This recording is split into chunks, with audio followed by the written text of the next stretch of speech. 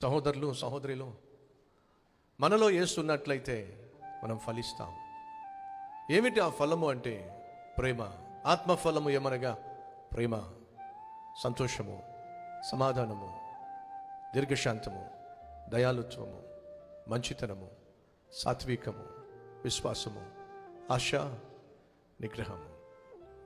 దేవుడు ఆత్మస్వరూపి. ఆ ఆత్మస్వరూపి అయినటువంటి దేవుడు నీలో నాలో మనలో ఉన్నట్లయితే మనం ఖచ్చితంగా ప్రేమను చూపిస్తాం, ప్రేమను పంచిపెడతాం, సంతోషంగా జీవిస్తాం, నలుగురితో సమాధానంగా బ్రతుకుతాం.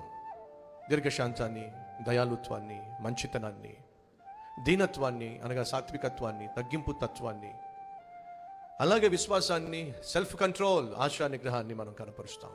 కానీ ఈ రోజుల్లో చాలామందికి సెల్ఫ్ కంట్రోల్ బహు తక్కువైంది, విశ్వాసము బహు తక్కువైంది, మంచితనము బహు తక్కువైంది.